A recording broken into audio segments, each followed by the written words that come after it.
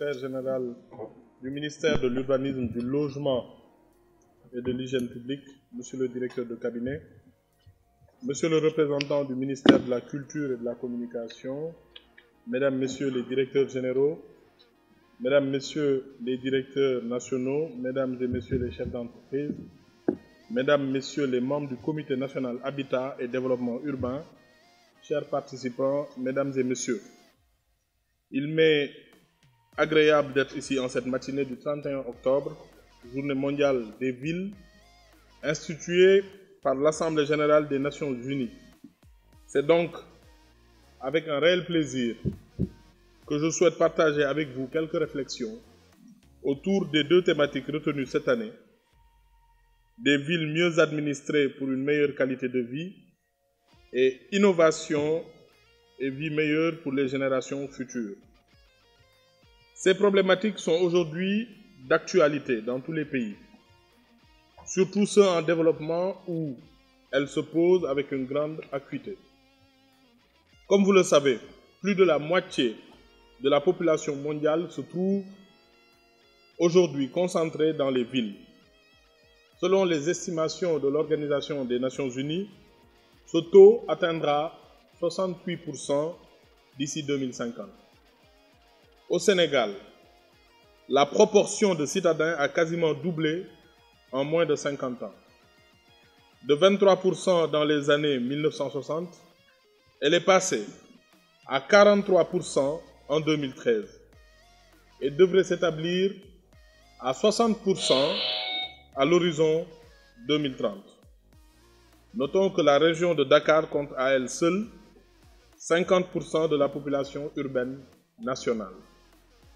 Ces chiffres, au-delà des défis et enjeux qu'ils posent, constituent aussi une opportunité pour notre pays, celle de favoriser la transformation structurelle de notre économie. Car les villes sont également les moteurs de croissance économique. Lorsqu'elles sont bien planifiées et bien gérées, elles peuvent favoriser un développement durable aussi bien sur le plan économique, social qu'environnemental.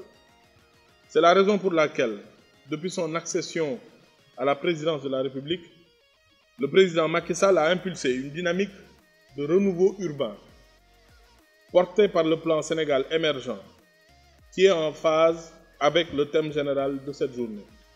Des instruments novateurs d'inclusion sociale et d'équité territoriale ont été mis en place, notamment le programme d'urgence de développement communautaire, PUDC, le programme d'urgence de modernisation des axes et territoires frontaliers, PUMA, les programmes de modernisation des villes et des cités religieuses, les bourses de sécurité familiale, la couverture maladie universelle et les cartes d'égalité des chances pour les personnes vivant dans un handicap. Tout cela concourt à une mise à niveau, c'est-à-dire un rattrapage économique, social et infrastructurel. Dès sa réélection en février 2019, le chef de l'État a lancé la politique du mieux vivre, qui fait de l'amélioration de notre cadre de vie une priorité. Dans la vision du président de la République, l'amélioration du cadre de vie n'est pas un privilège, c'est une nécessité, c'est un droit pour tous. C'est pourquoi, dès ma prise de fonction, nous avons pris à bras le corps, mes services et moi, cette exigence sociale nationale pour mettre fin à l'encombrement urbain, à l'insalubrité, aux occupations illégales de l'espace public et aux constructions anarchiques. Nous avons également engagé la mise en œuvre de politiques sectorielles, phares du président de la République centrées sur l'amélioration du cadre de vie. Il s'agit du programme Zéro Déchet et du programme Zéro Bidonville. Avec le programme Zéro Déchet, le Sénégal vise un cadre de vie sain à travers le traitement et la valorisation des matières collectées. Mais vous conviendrez avec moi que sa réussite implique un changement radical des comportements. C'est pourquoi, en plus des dispositions que prendront mes services au plan technique, relativement à la gestion des déchets, de larges campagnes de sensibilisation et de communication seront mises en œuvre pour une appropriation maximale de l'objectif zéro déchet. L'atteinte de cet objectif sera le résultat d'un effort collectif ou ne sera pas. Tous les Sénégalais ont droit à un logement. un logement décent quel que soit son niveau de revenu. C'est une question de dignité humaine. C'est un droit humain. Et nous sommes résolument engagés à faire en sorte que chaque Sénégalais soit en mesure de devenir propriétaire et de bénéficier de ce droit.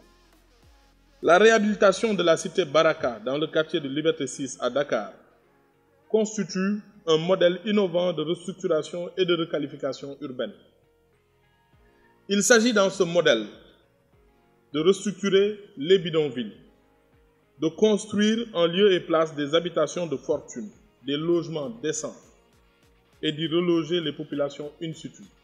C'est ça l'ambition du président de la République. Sur la période 2019-2024, le gouvernement fera des avancées significatives dans la mise en œuvre du programme Ville créative, qui a pour ambition de replacer les industries culturelles au cœur de la cité. Le projet Smart City est également une initiative pertinente qui fait le lien entre le numérique et l'urbain pour constituer un levier d'attractivité et de développement. La culture est un secteur à fort potentiel qui peut permettre à notre pays de gagner des points de plus en matière de croissance économique. Programme zéro déchet, programme zéro bidonville pour rendre accessible le logement, mais pas seulement rendre accessible le logement, il faut le rendre accessible du point de vue coût, mais aussi il faut le rendre décent. La culture donc est un secteur à fort potentiel qui peut permettre à notre pays de gagner des points de croissance. Aux États-Unis par exemple, je vous l'ai dit, l'industrie culturelle fait gagner beaucoup plus à l'économie américaine que l'industrie automobile. C'est dire donc qu'il y a quelque chose à faire dans un pays de talent, dans un pays où nous avons énormément de ressources culturelles, pour que la créativité nationale constitue un facteur de succès dans la promotion d'une économie de l'innovation et du bien-être. Depuis 2014, la ville de Dakar a intégré le réseau des villes créatives de l'UNESCO. Je profite de cette journée mondiale des villes pour lancer un appel à tous les centres urbains du pays afin qu'ils développent un esprit d'initiative pour la création et la promotion d'un écosystème propice à l'innovation et à la créativité, notamment à travers des partenariats avec le secteur privé. Il s'agit de contribuer à l'amélioration du cadre de vie et donc d'assurer le bonheur des populations. Mesdames et messieurs, au-delà de la célébration de la Journée mondiale des villes, cet atelier est organisé pour partager et échanger sur la préparation de la participation de notre pays à la 10e édition du Forum mondial urbain qui se tiendra à Abu Dhabi, aux Émirats arabes unis, du 8 au 13 février 2020 sur le thème « Ville d'opportunités, relier la culture et l'innovation ».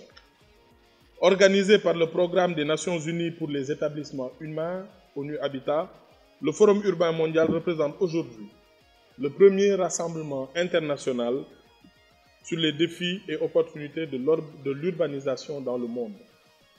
À ce titre, Abu Dhabi sera une plateforme pour discuter de la planification urbaine du XXIe siècle, dans un contexte d'urbanisation complexe et rapide, avec des considérations culturelles et démographiques spécifiques. À ce stade, je voudrais convenir avec vous que la participation du Sénégal ne doit pas relever de la figuration.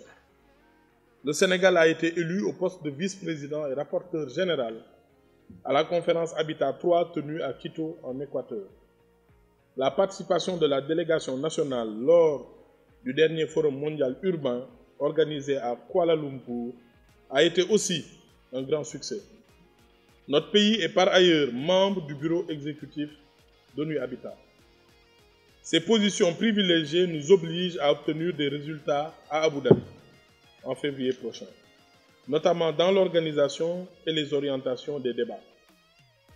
Le 10e Forum urbain mondial est donc une occasion de faire une belle moisson en termes de partenariat et de financement, mais aussi d'idées et d'initiatives qui pourraient enrichir notre action. Je vous invite donc à tenir compte de ces aspects pour une participation de qualité de notre pays. C'est donc le lieu de saluer et de remercier M. Alioune Badiane et toutes celles et ceux qui œuvrent au succès de notre participation à ce 10e Forum urbain mondial. C'est sur cette note d'espoir, mais aussi de confiance, que je déclare ouvert l'atelier d'échange et de partage sur la préparation de la participation du Sénégal au 10e Forum urbain mondial d'Abu Dhabi. Je vous remercie de votre aimable attention.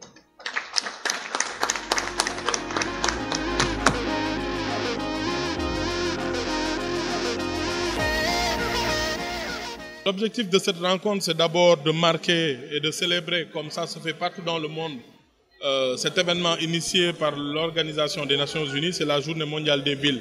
Comme vous le savez, les villes sont le lieu d'expression d'abord de la richesse humaine, le lieu de vie, le lieu où nous construisons l'avenir des générations futures, le lieu où nous créons de la valeur ajoutée économique, mais aussi c'est le lieu où il faut préparer, prévenir tous ces risques et tous ces désastres que nous retrouvons dans les zones non planifiées. C'est là aussi où beaucoup de personnes n'ont pas accès aux services sociaux de base. Donc l'idée, c'est de faire en sorte que les villes, surtout dans les pays en développement, soient mises à niveau avec tout ce que ça comporte comme investissement. On en a parlé tout à l'heure, les grands projets urbains, la mobilité, la gestion des déchets, mais aussi rien que la planification urbaine, c'est-à-dire organiser l'occupation de l'espace. C'était aussi l'occasion de préparer le Forum mondial urbain. C'est un événement mondial, c'est le plus grand rassemblement dédié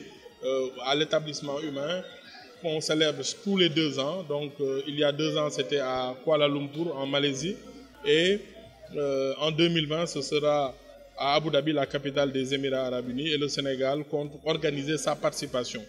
Pas une participation de figuration, mais une participation organisée, maîtrisée, avec un objectif de valeur ajoutée, des partenariats, mais aussi des échanges. Dans tout le Sénégal, c'est 9000 hectares de bidonvilles dans tout le Sénégal. C'est l'équivalent de 26 fois les parcelles assainies, si je ne me trompe.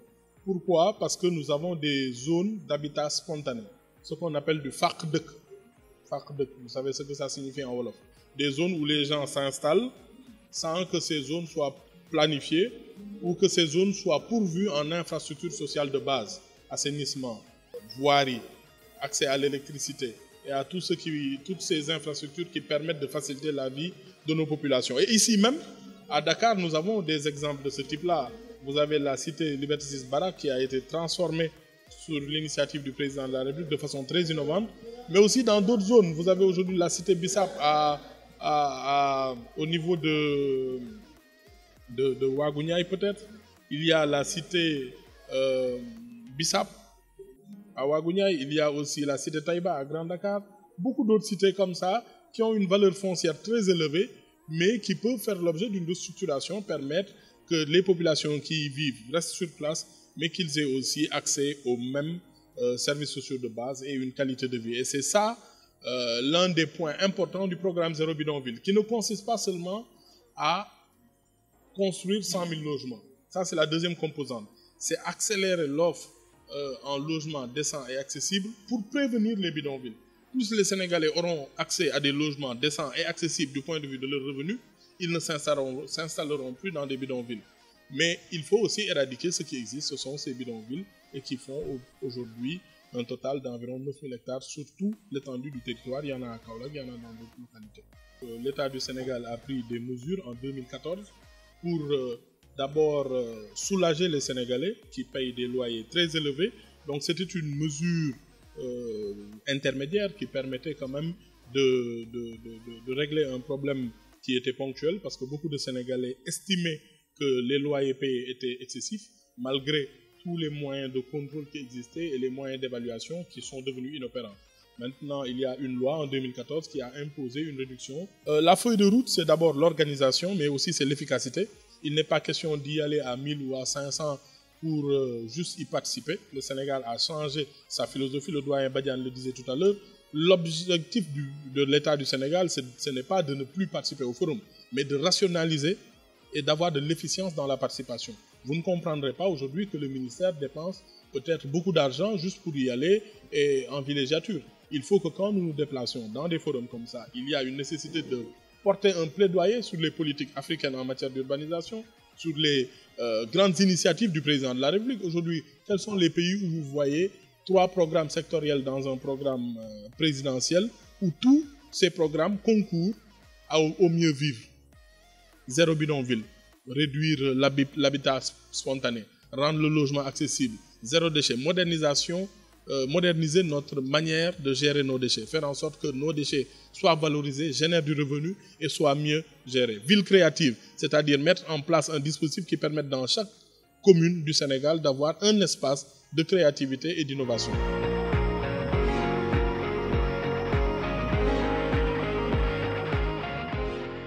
Droit de la décentralisation, nous avons aujourd'hui plus de 500 communes qui ont des droits, qui ont des obligations, notamment en ce qui concerne la planification et l'aménagement du territoire. Notre système de formation ne nous a pas permis de rendre disponibles, malgré les efforts qui ont été faits dans le passé, les capacités nécessaires pour faire face à ce déficit. Aujourd'hui, il aurait fallu éventuellement, dans une première étape, à travers les ARD au niveau des régions, mais les régions ont été supprimées, donc au niveau des départements, d'avoir des structures qui puissent donner une assistance à la maîtrise d'ouvrage, permettre aux communes et aux grandes villes d'avoir de l'expertise, c'est-à-dire urbanistes, architectes, ingénieurs, même sur le plan de la gestion urbaine, d'avoir des gestionnaires